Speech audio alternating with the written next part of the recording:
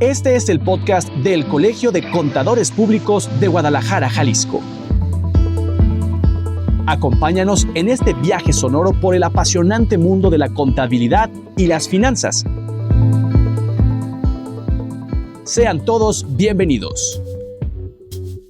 ¿Y cómo sabemos si funcionó? Esta es la pregunta con la que arrancamos en esta ocasión del podcast del Colegio de Contadores Públicos de Guadalajara, Jalisco, pero particularmente la intención es que usted nos ayude a entender, en compañía de nuestro experto e invitado en esta ocasión, el papel de los informes de desempeño en la auditoría gubernamental. A manera de contexto, decir que en México, por ejemplo, las auditorías de desempeño buscan algo más que revisar números, pretenden sobre todo, si no me equivoco, saber si los programas públicos realmente funcionan y cumplen sus objetivos. Así que hoy tengo el gusto de platicar con Juan Roberto Reynoso Ochoa, licenciado en Estudios Políticos y Gobierno y maestro en Políticas Públicas por la Universidad de Guadalajara. Además, pues cuenta con una especialidad en ENSIMAD y actualmente profesor en la Universidad de Guadalajara y también en la Universidad Jesuita El ITESO. Roberto, ¿cómo estás? Bienvenido a esta conversación. ¿Cómo te va? Muy bien, Víctor, muchas gracias. Me encuentro muy bien. Gracias por la invitación. Excelente. Pues, ¿cómo sabemos si funcionó? Primero, que nos pudieras ayudar a entrar en materia con este tema y a manera de introducción, ¿qué es la fiscalización del desempeño? Es decir, hablando de la auditoría gubernamental, desde tu experiencia, tu punto de vista, ¿qué se considera o qué es la fiscalización del desempeño? Muy bien.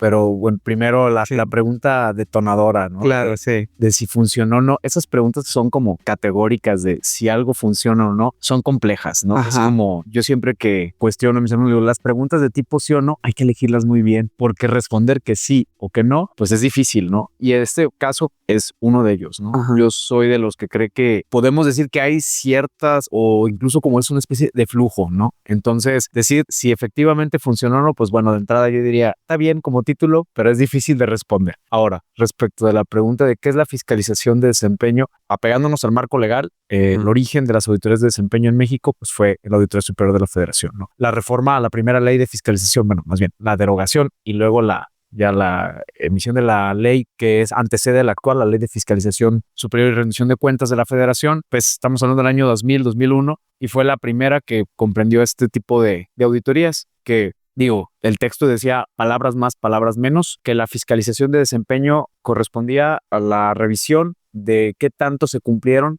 con los objetivos de un programa, ¿no? Más o menos así. Esa misma redacción se ha mantenido, la ley que se encuentra vigente es del 2016, si no recuerdo mal, la federal, y bueno, la ley que se encuentra actualmente aquí que aplica para el estado de Jalisco y sus municipios, pues bueno, esa ley entró en vigor en finales de 2017, ¿no? También es una ley reciente y antes de esa ley, pues bueno, no existía como tal el concepto de fiscalización de desempeño, ¿no? Y pues aquí ya en el marco legal local, pues sí, vamos a ver que es una reproducción similar a lo que dice la ley federal, ¿no? La fiscalización de desempeño corresponde a determinar qué tanto se cumplieron o no con los objetivos por parte de los entes gubernamentales. La primera auditoría de desempeño de la cual se puede revisar en el sistema de información que tiene la Auditoría Superior de la Federación, si no recuerdo mal, es la cuenta pública del año 2001, la que ya tiene 4 auditorías de desempeño, de las cuales hay un informe respectivo en esa materia, ¿no? Entonces, digamos que sería como el antecedente al que más atrás nos podemos ir. Probablemente hay más, ¿no? Pero al menos que podamos trazar es hasta ese año de cuenta pública. No sé si llega a ser un obstáculo el hecho de los periodos de gobierno, porque las diferencias que hay, por ejemplo, entre los municipios, 3 años de duración, los gobiernos y la federación, los mandatos de 6 años, pues da a lo mejor más margen para poder hacer trabajo de revisión, de análisis, o no importa, porque la auditoría al tener, digamos, en lista siempre de manera permanente los resultados del desempeño de las administraciones estatales, no le afectan los periodos de inicio y término de una administración. Como tal, en términos de la labor tanto del Auditorio Superior de la Federación como la Auditorio Superior del Estado de Jalisco, con base en la experiencia que tuve yo, no, o sea, en estricto sentido, la lógica de trabajo interna de los órganos de fiscalización es la misma, independientemente de si hay o no transición, ¿no? Si hay cambio de administración. Ahora bien, el hecho de que el funcionamiento no se altere no significa que sí no haya retos. Y sí lo es, ¿eh? O sea, no es lo mismo fiscalizar una cuenta pública al momento de que se hace el trabajo tanto de revisión como de ya remisión del informe correspondiente sea la misma administración a que cuando hay un cambio. Sí implica un reto para los equipos que hacen la labor de fiscalización por muchos aspectos. Y el primero, ¿no? Casi en todas las administraciones, pues la regla es de cambio de administración, pues borrón y cuenta nueva. Y eso implica, pues que sí, que los que llegan reciben las observaciones, si es que las hubo por parte de las auditorías financieras y de cumplimiento, o bien las recomendaciones si hubo auditorías de desempeño, y pues prácticamente dicen, pues avísenme, ¿no?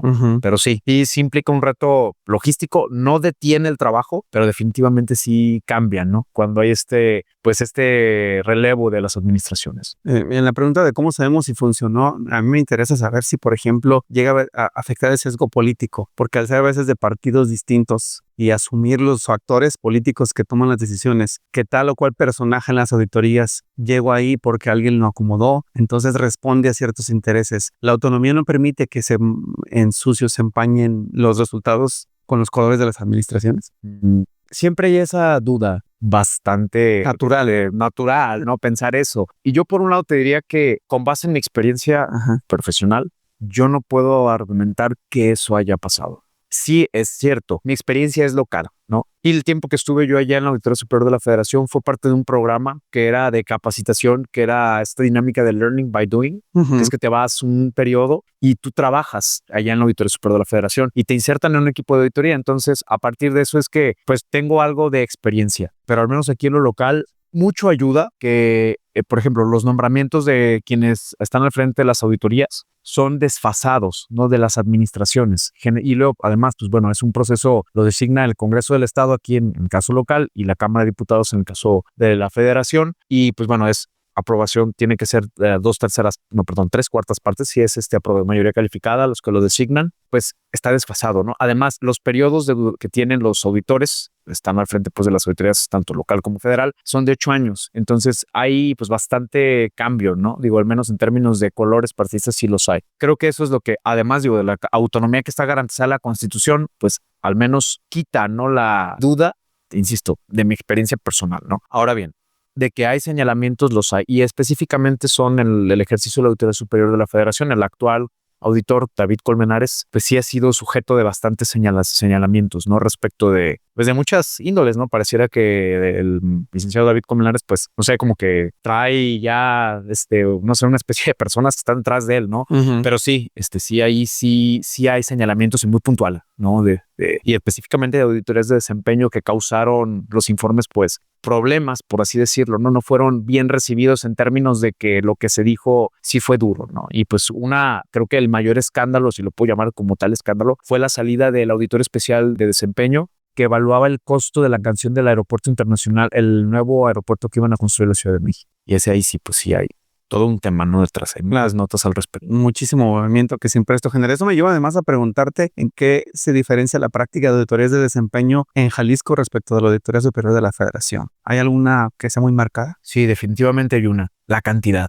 La Auditoría Superior de la Federación es una institución inmensamente grande. Además, tiene un servicio de fiscalización de carrera que sí hay cambios que corresponden a la titularidad que esté al frente de la Auditoría Superior de la Federación, pero en general la mayor parte del personal, y eso fue una experiencia que yo también puedo hablar, pues son servidores públicos que comenzaron siendo auxiliares o que algunos entran de auditores y van haciendo carrera dentro de la Auditoría Superior de la Federación. A eso aunado a la cantidad que hay de auditores, pues de entrada te digo, o sea, la diferencia en cuanto a la cantidad de auditorías, si no recuerdo mal, para este año se están ejecutando 125 auditorías de desempeño por parte de la Auditoría Superior de la Federación. Y aquí en Jalisco supongo que no ha cambiado, yo ya no trabajo ahí, pero supongo que está por el orden de 6 al año, ¿no? Esa es la diferencia. Nada de ver. Sí, no, que es una plantilla ya de la dirección la Auditoría Especial de Desempeño, pues tendrá una plantilla de 300 a 400 personas, más o menos. Aquí son 20, ¿no?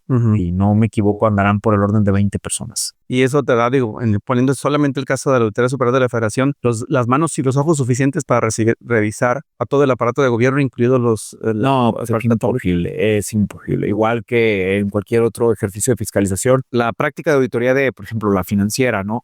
Ningún equipo de auditoría revisa todo, ¿no? lo que hacen es tomar muestras. Y esas muestras, pues digo, en el mejor de los casos sí fueron seleccionadas de manera aleatoria, estadísticamente, que cumplan ciertos parámetros, ¿no? Para que tengan conclusiones que puedan ser válidas respecto a todo el ejercicio.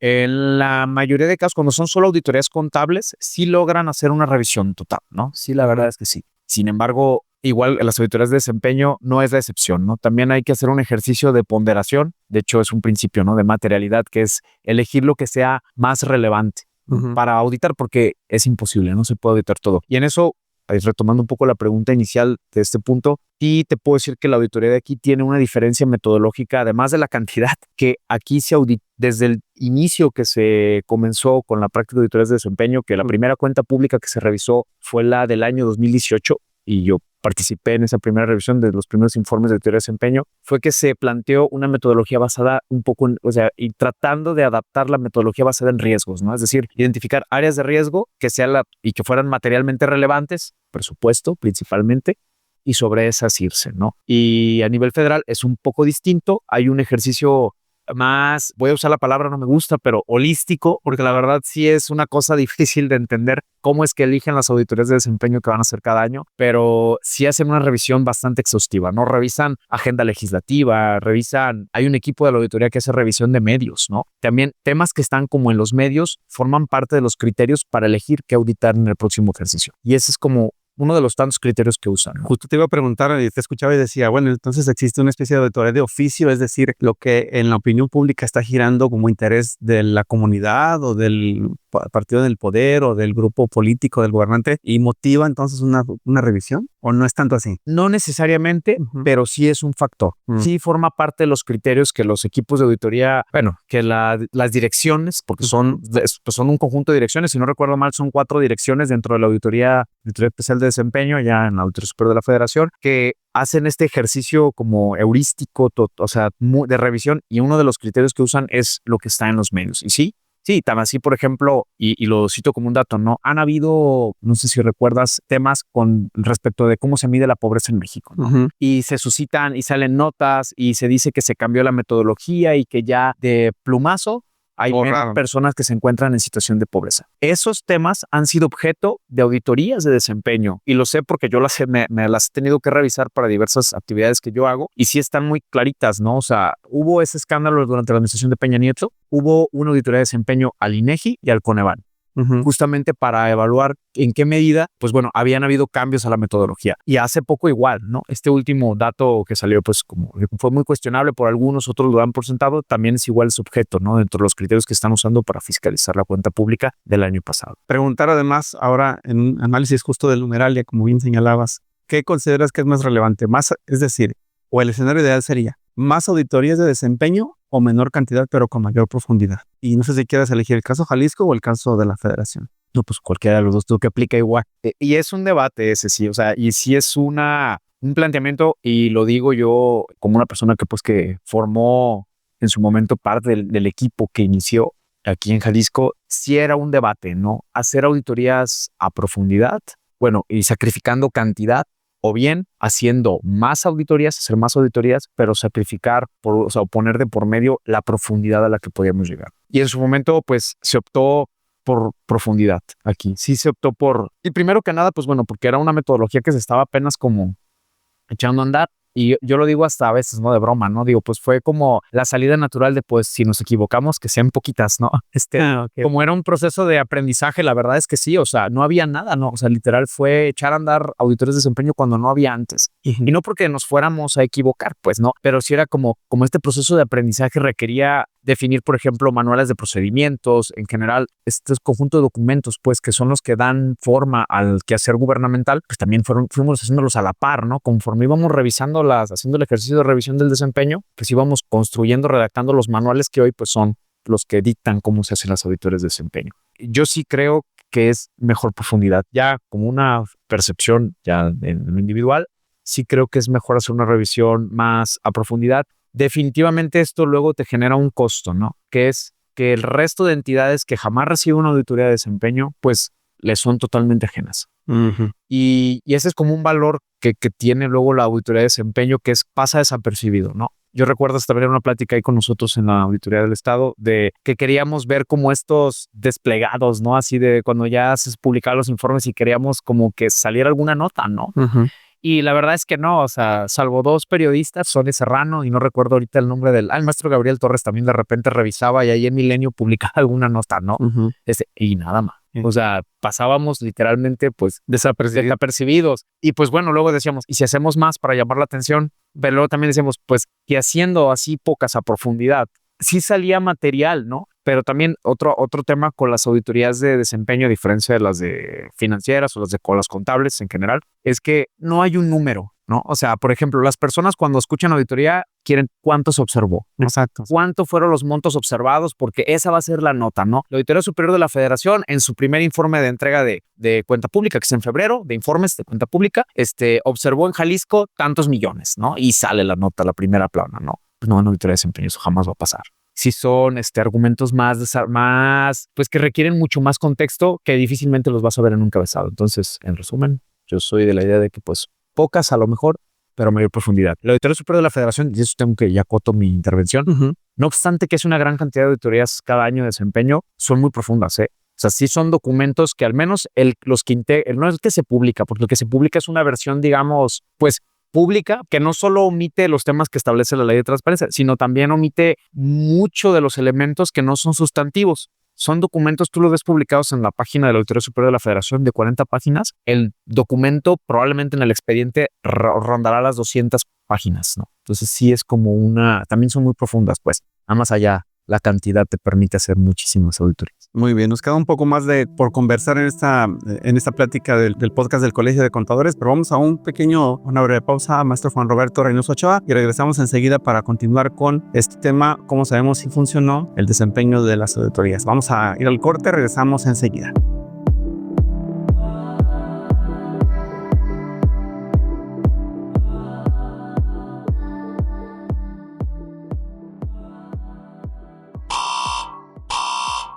Atención. El Colegio de Contadores Públicos de Guadalajara, Jalisco, te invita a la 42ª Convención Regional Centro Occidente, Guadalajara 2026, que se llevará a cabo los días 28, 29 y 30 de mayo de 2026 en el Hotel Presidente Intercontinental. 3 días de conferencias, aprendizaje y networking con grandes figuras nacionales. Luis García, reconocido analista y conferencista motivacional. María León, artista y líder inspiradora en el ámbito del desarrollo personal. David Páramo, destacado periodista financiero. Y el Dr. José Ángel Gurría Treviño, es presidente de la OCDE y uno de los economistas más influyentes de México. Una experiencia única que combina conocimiento, liderazgo y convivencia profesional. Aprovecha la cuota de inscripción temprana de 7,500 pesos, que incluye acceso completo a las actividades académicas y sociales, además de beneficios para tu acompañante. Registra hoy tu participación en la página web del Colegio de Contadores o solicita más información al 33 36 29 74 45 o al correo informes@ccpg.org.mx. Te esperamos en esta 42ª Convención Regional Centro Occidente Guadalajara 2026. Colegio de Contadores Públicos de Guadalajara, Jalisco. Formando líderes con ética, conocimiento y compromiso profesional.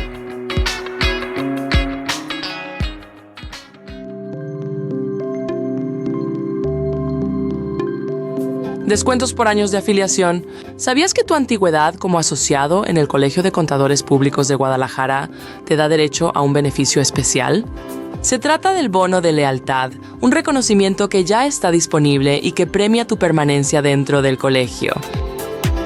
Este bono aplica un descuento porcentual en tu cuota anual de membresía, que aumenta cada 5 años según tu antigüedad continua. Así, cuanto más tiempo formas parte del colegio, mayor será tu descuento. El bono de lealtad es nuestra manera de agradecer tu compromiso y constancia. Con este programa obtienes descuento directo en tu cuota anual, incrementos automáticos cada 5 años, reconocimiento institucional por tu trayectoria profesional. Colabora en tiempo real con Teams, organiza tus proyectos en OneNote y guarda tus archivos de forma segura en OneDrive. Recuerda, Este beneficio aplica para asociados con membresía anual vigente y se calcula con base en tu antigüedad registrada en el colegio. Si aún no lo habías escuchado, ya lo tienes disponible. En el Colegio de Contadores Públicos de Guadalajara premiamos tu lealtad, valoramos tu permanencia y reconocemos tu compromiso profesional.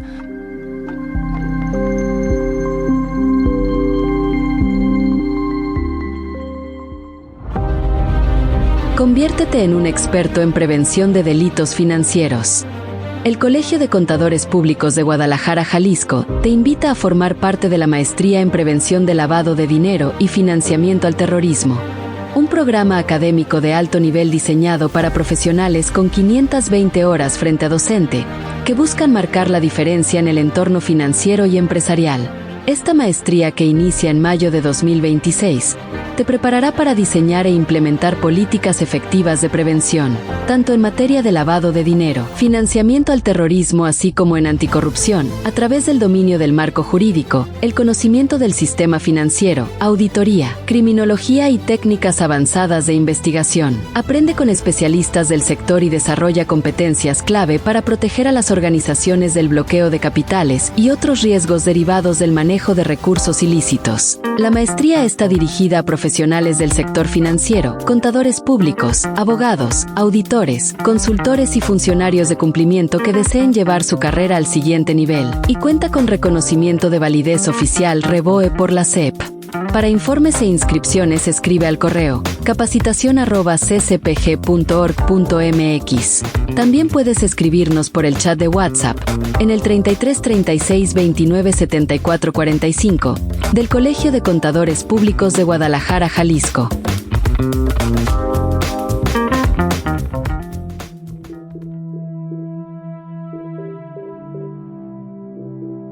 Regresamos a la conversación con el maestro Juan Roberto Reynoso Ochoa. Estamos hablando de las auditorías de desempeño y cómo sabemos si funcionó. La frase inicial con la que comenzamos esta conversación, así que pues quedan todavía algunas preguntas sobre la mesa y algunos puntos más adicionales para concluir esta conversación. Maestro, de regreso a la charla, me gustaría saber si las recomendaciones derivadas de la fiscalización de desempeño deben ser o no obligatorias. ¿Cuál es el ideal en este escenario? Bueno, pues ahí, al igual que hace un momento que me preguntabas, ¿no? Respecto de si debía de ser más auditorías de desempeño o, bueno, con menor profundidad, o bien menos, pero con mayor profundidad. Mismo caso aquí, ¿no? Es un debate también, ¿no? Uh-huh. Y hay posiciones respecto de... Y ambas posiciones tienen sus argumentos bastante formados, ¿no? Y válidos. Por un lado están quienes dicen que efectivamente, ¿no? Si las recomendaciones que se emiten a partir de la fiscalización de desempeño no van atadas a una obligación por parte de los servidores públicos que detentan los entes que recibieron la auditoría, pues que en pocas palabras son llamadas a misa, ¿no? Es como el argumento tal vez más sencillo. Ahora bien, del otro lado está quienes dicen que la naturaleza misma de las auditorías de desempeño, por su forma, por su origen, ¿no? Que están destinadas pues a revisar el quehacer gubernamental y a identificar áreas de oportunidad, pues justo esto mismo hace que atarlos o vincularlos a una obligación o a que sean recomendaciones, sean obligatorias para ser atendidas, pues también como que contraviene, ¿no? El origen, pues partiendo pues de este supuesto de que todo se puede mejorar, ¿no? Y pues al final es un proceso como de construcción en el tiempo, ¿no? De esta mejora, pues sí, como que hacerlas obligatorias pues sería como contraintuitivo, ¿no? Al menos contradictorio con su origen. Mi punto de vista en su momento, cuando me tocó pues este debate, ¿no? Ahí internamente en el área, lo sigo sosteniendo, ¿no? Y mi posición es que las recomendaciones no deben de ser obligatorias. Digo, al menos no su cumplimiento puntual en el sentido de que estén vinculadas como las observaciones, ¿no? Que los entes que reciben observación o los servidores públicos que reciben las observaciones, cuando hay un monto que se determina, pues que ya se va al informe de auditoría, pues están obligados, ¿no? A dar una contestación. En las recomendaciones pasa similar, ¿no? O sea, las recomendaciones no son solo llamadas a misa en el sentido de que se emiten y ya no pasa nada, ¿no? Las auditorías, tanto la de la federación como la local, hacen este ejercicio de darle seguimiento a la atención a esas recomendaciones, que ese seguimiento no implica que sea obligatoria su atención. O sea, es como un poco ambiguo, ¿no? Cuando estás ya en la práctica, pues entiendes, pero cuando estás de fuera dices, ¿cómo que si no son obligatorias, pero se les da seguimiento, ¿no? Y es que en estricto sentido, la obligación que tienen los entes es de responder a los pliegos que se emitan, ya sean de observaciones o de recomendaciones. Y de esa obligación de responder nace el compromiso que ellos asumen, que los servidores públicos que en ese momento reciben las recomendaciones, en este caso, ellos plantean a la entidad que los está fiscalizando, sea la Auditoría Superior de la Federación o la de aquí del Estado de Jalisco o la de cualquier entidad que de nuestro país, pues que haga auditorías de desempeño, es similar más o menos, ¿no? Y ese compromiso, pues es donde sí ya no necesariamente hay esta aplicación puntual, ¿no? Si te recomiendo que hicieras esto y efectivamente el ente dice, ok, voy a hacer eso exactamente, ¿no? Es un proceso como de aprendizaje, yo creo que, porque digo, y eso es algo que también es importante, ¿no? Hay quienes dicen que el papel de las auditorías debería de ser como el del papá o mamá regañón, ¿no? O el jefe o jefa de los entes que son auditados, y para nada, ¿eh? Yo creo que ese sí es una perspectiva muy limitada, pues, del papel de las auditorías, porque no son los jefes de nadie, ¿no? Que se encargan de una labor fundamental, ¿no? Para el Estado de Derecho y para el sistema democrático, que es la revisión del gasto y si en materia de desempeño, pues qué tanto se cumplieron con los objetivos que se plantearon. Sin embargo, pues no es jefe o jefa de nadie, ¿no? Entonces, pues también es como entender, ¿no? Que al no ser jefe o superior de los entes que audita, pues tampoco es que les pueda exigir tal cual que puntualmente lo que se dijo se aplique. Eso por un lado. Y por el el segundo argumento que yo uso para el por qué no deben de ser obligatorias las recomendaciones es que hay que conceder, y digo, y a lo mejor el verbo conceder no es el más adecuado, pero hay que permitir que los servidores públicos, digo, porque uno que revisa, luego está tentado a decir, pues yo veo con mis lentes de auditor esto, pero quien está en la práctica, por ejemplo, hace un momento escuchamos una plática respecto de aquí, quien está en la operación sabe perfectamente lo que implica a veces, ¿no? El cambio, claro, porque la revisión de escritorio, digo, y en el caso de la auditoría donde yo trabajaba, hacíamos siempre un esfuerzo, y lo digo esfuerzo porque además de con nuestra chamba, sí nos esforzábamos por hacer entrevistas, ¿no? Como este ejercicio de diálogo con los servidores públicos para tratar de entender un poco mejor qué era lo que ellos hacían, porque insisto, la revisión de escritorio pues es muy limitada. Documentos nada más. Así es, o archivos de Excel, ¿no? O bases de datos, etcétera, pues te quedas solo con una impresión muy limitada. Entonces, como dice el dicho, ¿no? Solo el burro sabe la carga que lleva en la espalda, ¿no? Exacto. Por esa razón, también digo, bueno, que es que no podemos obligar porque puede que nuestra revisión, por más objetiva, técnica y sustentada que esté, no haya visto algo que materialmente dificulte la implementación. Y un ente no se va a atar las manos por cumplir una recomendación y dejar de desempeñar su labor fundamental, su razón de ser, ¿no? Por ejemplo, los institutos de transparencia, ¿no? No van a suspender sus actividades por atender completamente, cabalmente todas las recomendaciones que se les emiten. Forman parte de su labor, es su obligación. Es su obligación responder, pero es justamente donde yo creo que es el margen que hay, ¿no? Que están obligados a responder, pero ya cada ente determina qué tanto o qué tan factible, qué tan oportuno es en ese momento hacer lo que se le está recomendando. Por esa razón, mi posición es que pues no deberían de ser obligatorias. Para que no queden inoperantes, por ejemplo. Pues ese sería uno de los riesgos, ¿no? Que al final, por tratar de que hace esto, pues puedes generar todo lo contrario, ¿no? Imagínate, ¿no? Por ejemplo, un tapón, un bloqueo, ¿no? Pues sí, dices, por querer mejorar, pues terminas creando un problema, ¿no? Y te voy a hacer una pregunta ciudadana, maestro. ¿No se corre inclusive el riesgo, como tú decías, en esa a rajatabla de decir que sea obligatorio, si decidiéramos eso, que llegues a tener un problema de constitucionalidad? Es decir, si no es su jefe, ¿cómo lo obligas a hacer una cosa si te puede rebatir y en tribunales te dice, es que tú a mí no me puedes obligar a que yo haga lo que tú me estás diciendo, ¿no? O sea, ¿puede llegar a ese conflicto o no? Sí, claro, y ese es un muy buen ejemplo. Voy a hacer una analogía de algo que pasó, que sucedió. Si no recuerdo mal, fue la cuenta pública del año 2018, no recuerdo, federal. Ahí fue el Infonavit. El Infonavit fue sujeto de una revisión de desempeño por parte de la Auditoría Superior de la Federación. Fue incluido dentro del programa anual de auditorías de la auditoría de la ASF, y lo que hizo el Infonavit fue, pues, primera, pues, se manifestó en desacuerdo, ¿no? Decía que la ASF no tenía la atribución de revisarle su ejercicio, toda vez que el Infonavit no se financiaba con recursos transferidos por la TESOFE, por la de la Federación, sino que eran financiado por los recursos de las aportaciones patronal Y trabajador, principalmente, ¿no? Aunque sí el Infonavit recibe un componente gubernamental. Entonces, digo, te lo comento pues porque es como se me hace como una analogía parecida, ¿no? En pocas palabras, el Infonavit dijo, pues a mí no me vas a revisar, ¿no? Pues ¿por qué? Claro. No eres, no me toca, ¿no? Tu obligación es revisar el ejercicio de los recursos públicos, derivado de la recaudación de impuestos, derechos, etcétera, ¿no? Todos las categorías de ingresos que tiene el gobierno. Y pues al final no, lo digo, llegó hasta la Suprema Corte dijo, pues no, ni modo, te toca, ¿no? Y fue así objeto de revisión. Ahora, trayendo esto para acá, sí existe la posibilidad de que se vuelva litigioso, ¿no? El hecho de que la auditoría me está obligando a hacer esto, ¿no? Cuando, pues, y muy, muy ahora sí como duda ciudadana, ¿no? Pues, si lo vemos ya más a ras de piso, ¿no? Y bueno, y con todo respeto, pero pues, ¿y tú quién eres para decirme qué exactamente tengo que hacer? Yo tengo un mandato que me está establecido en la Constitución, en la ley, ¿no? Entiendo que tu obligación es revisarme, pero de eso a que me digas qué hacer, pues me dirán si acaso los diputados, ¿no? A través de las leyes que emita el Poder Legislativo, ¿no? Y es por eso que sí, coincido con tu apreciación. Y hablamos de, el arranque de esta conversación es cómo sabemos si funcionó. Y eso también suena, volvemos al punto, a pregunta ciudadana. No sé si percibas que falta entre la población en general una cultura de la rendición de cuentas. Es decir, ¿realmente el ciudadano sabe si una auditoría de desempeño le sirve o le es de utilidad?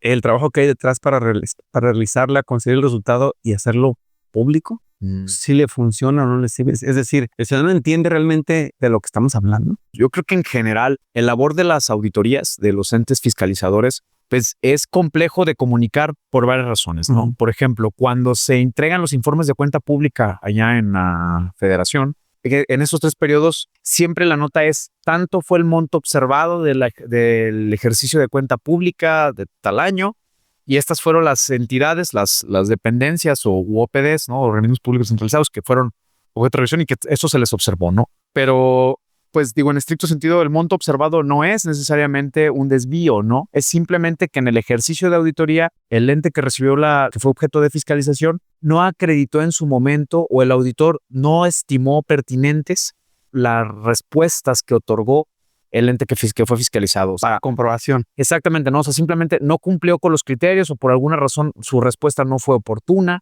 y por esa razón es que se va a informe, se marca como una observación y se va hasta el informe, ¿no? Pero eso no significa que sean montos que se hayan desviado, ni tampoco que se hayan malversado. Simplemente es que no se cumplió la acreditación en el momento en que se hizo la auditoría.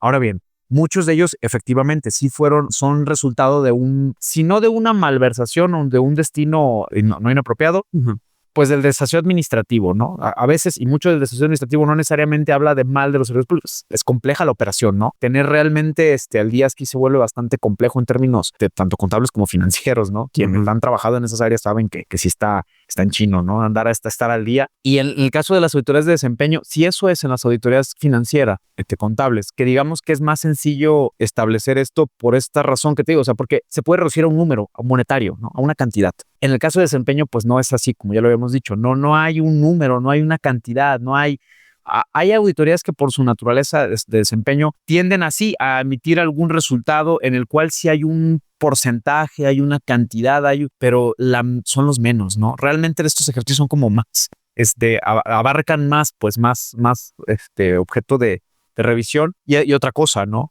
También, y eso sí es como una autocrítica, ¿no? Yo creo que en general, tanto la Auditoría Superior de la Federación, como lo digo aquí local y con mucho respeto de alguien que ya no está ahí, puede ser que sí su papel de comunicación no puedo decir que no sea claro porque los informes están publicados, están en la página de internet de ambas entes de fiscalización, lo que en todo caso, y es como, bueno, por revisar la naturaleza, ¿no? De los entes, hasta qué punto los entes fiscalizadores tienen que comunicar de manera, pues, más sencilla su desempeño, ¿no? Y más constante. Siento que en ambos casos, tanto el ente fiscalizador federal como el local, depende de lo que los medios consumen, ¿no? Y lo que los medios a su vez replican. Las áreas de comunicación, pues sí hay esfuerzos, digo, sobre todo la Auditoría Superior de la Federación, que es donde vemos más esfuerzos de generar infografías o documentos como de divulgación, pero en general, pues no, digamos que sí es como un área de oportunidad y lo digo, bueno, tal vez habría que revisar también la forma en cómo está establecida la ley, porque pues no es un mandato sustantivo ni de la Auditoría Superior de la Federación ni de la Auditoría Superior del Estado de Jalisco el llevar a cabo una comunicación exhaustiva, clara, o sea, no está en la ley. Ahora bien, eso no les quita la responsabilidad de que se tiene que hacer, porque efectivamente, ¿no? O sea, cómo las personas se enteran de si esa revisión determinó qué tanto se cumplió con un programa, por ejemplo, ¿no? El programa X, el que se te ocurra, cumplió con sus objetivos, pues definitivamente si no se comunica así, pues mucho menos todavía, ¿no? Y si a esto le agregamos que algún comunicador o periodista no lo retoma, pues duerme el sueño de los justos, ¿no? Y ahí se queda. Efectivamente, ahí se queda. El trabajo también a veces es realizado y el esfuerzo de tantas personas y tantas horas en un cajón de escritor. Desgraciadamente, desde ese punto de vista sí, pero yo sí quiero, digo, no, un poco no para no ser tan pesimista en ese aspecto, y eso también es una convicción personal. Sí. Yo sí creo que los servidores públicos que reciben una auditoría de esta naturaleza les cambia la perspectiva. No puedo decir que todos, no lo puedo generalizar, claro, sí les cambia la perspectiva. O sea, sí, yo en las primeras auditorías de desempeño, ¿no? Pues sí, la mayoría era pues, como que qué va a pasar, ¿no? Y no olvido una anécdota que es así como supermarcada, la tengo en la mente, ¿no? En un ejercicio de presentación, porque parte de la metodología que se lleva a cabo aquí en la Auditoría del Estado, del Auditorio Superior del Estado de Jalisco, consiste en que se hace una presentación de resultados al ente, cuando ya está la recomendación, ya digamos, ya está acabado casi, ¿no? Que se ve en el espejo. Ajá, exactamente, ¿no? Cómo salió ya el ejercicio de fiscalización y al terminar la presentación hubo una servidora pública que levantó la mano, no de frente, no voy a decir nombres de qué entes, y dijo, bueno, y nos van a decir si hicimos algo bien o algo así como, sí te causa pues así como esa sensación de que pues, no, o sea, no era como señalar lo malo, no lo negativo, sino decirles pues como que el enfoque de las autoridades de desempeño es la mejora gubernamental, mejorar el quehacer, pues digo, como su nombre dice, el desempeño, ¿no? De los entes, y a muchos servidores públicos, yo puedo decir que tuve la fortuna de conocer, sí les cambia la perspectiva, ¿no? Sí aprenden. Y el proceso de aprendizaje es mutuo, ¿eh? Yo aprendí muchísimo en las auditorías con las que participé. Literal, no me hice un experto, pero sí te puedo decir que de los entes que me tocó auditar, sí sé hablar algo de ellos, ¿no? Sí sé decir algo, ¿no? Gracias a ese ejercicio. Y los servidores públicos que les reciben, pues la verdad, sí les cambian la forma, porque es literal, es verse en un espejo, ¿no? Este ejercicio y pues que te digan qué puede mejorar. Sobre todo eso. Terminaré con una pregunta, no sé si nos ayudas a plantear, ahora que hablabas de ejemplos, si existe alguna en México donde una auditoría de desempeño haya generado, por ejemplo, cambios sustantivos en políticas públicas. Esa sí es una pregunta bastante fuerte. O sea, no tengo yo conocimiento de una, pero sí te puedo referir a auditorías de desempeño, ejemplos que no necesariamente hicieron un cambio de política pública, pero que sí fueron un parteaguas y que detonaron muchas cosas, ¿no? Y el primero que se me viene a mi mente es la auditoría de desempeño al proyecto de la construcción del nuevo aeropuerto de la Ciudad de México. Ese sí fue un parteaguas, fue esa auditoría, no recuerdo la cuenta pública, no recuerdo si era 2020 o 2021. El informe que emitió la Auditoría Superior de la Federación fue sumamente cuestionado, ¿no? Primera por parte del gobierno federal, pues en ese entonces Andrés Manuel López Obrador no recibió nada bien, porque aparte pues se publica el informe y sale la nota en medios, ¿no? Que el costo de la cancelación de la construcción del nuevo aeropuerto había sido estimada en un monto por parte del gobierno federal y el ejercicio que había hecho la Auditoría Superior de la Federación pues casi lo cuadruplicó, ¿no? Entonces, digo, eso terminó una de las consecuencias fue la salida del auditor especial de desempeño, ¿no? Del auditor superior, del maestro Rafael Caso, ya recordé el nombre. Él tuvo que salir por presiones debido a este informe, pero sí generó al menos un debate, digo, entre el círculo rojo, ¿no? Que abrió la puerta para que no solo la Auditoría Superior de la Federación, sino grupos de interés que tienen, bueno, capacidad de recursos humanos y monetaria, pues para esos proyectos, empezaron a hacer investigaciones propias, ¿no? Y al final, digo, la Auditoría Superior emitió otro documento donde rectificó, le bajó, de todas maneras, el monto de la cancelación fue del doble que lo que había hecho el gobierno federal. Exorbitante, sí. Pero lo curioso es que a los años, ya que se calmó, pues empezaron a salir estas investigaciones más académicas y que llegaban a conclusiones muy parecidas a las originales a las que había llegado la Auditoría Superior de la Federación, que estimaban casi en el 4 veces el costo total de haber cancelado el nuevo aeropuerto internacional de la Ciudad de México. Y ese es un ejemplo. Otro que se me viene a la mente es también cuando ha habido, bueno, la medición de la pobreza en México se llevaba porque eso también ya se acabó ahora con los cambios que hubo a la Constitución y a las leyes respectivas dentro del paquete de entes que desaparecieron a nivel federal. El Coneval fue uno de los que pues también ya pasó a mejor vida, fue extinto. absorbe el INEGI ya las funciones del Coneval, pero antes de eso, digamos, todo este periodo del año 2008 hasta el 2024, fue cubierto por una dupla, ¿no? El INEGI hacía las encuestas o los censos, y el Coneval, a partir de esa información, hacía la estimación de la población que vivía en situación de pobreza y de las carestías, que son de las 7 carencias sociales que están establecidas en la Ley General de Desarrollo Social. Ese ejercicio fue sumamente cuestionado en por lo menos 2 ocasiones, que yo tengo recuerdo y que tengo lectura. Y en ambas, la Auditoría Superior de la Federación, a partir de auditorías de desempeño, llegó a conclusiones que, al menos digo, desde el punto de vista de las personas que los leen, pues les da certeza, ¿no? De que los cambios que se hicieron en términos de los instrumentos, que al final fueron no cambios metodológicos por parte del Coneval, sino que el INEGI hacía cambios en las preguntas, porque pues al final las cosas cambian, ¿no? Digo, y yo siempre cuando me preguntan esto de que si la medición de la pobreza es una mentira, les digo, pues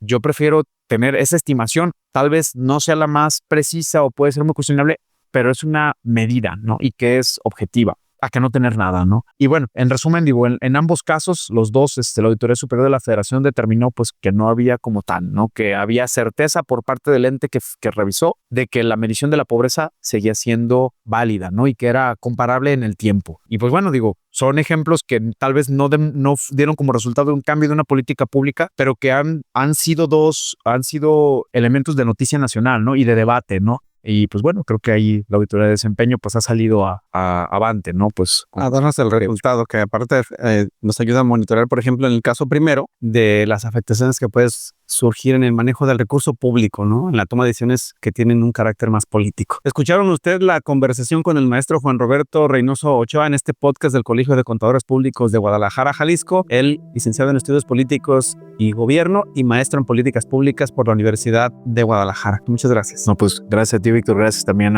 aquí al Colegio de Contadores. Nos vamos, cuídese mucho, lo esperamos en el próximo episodio de este podcast del Colegio de Contadores. Hasta luego.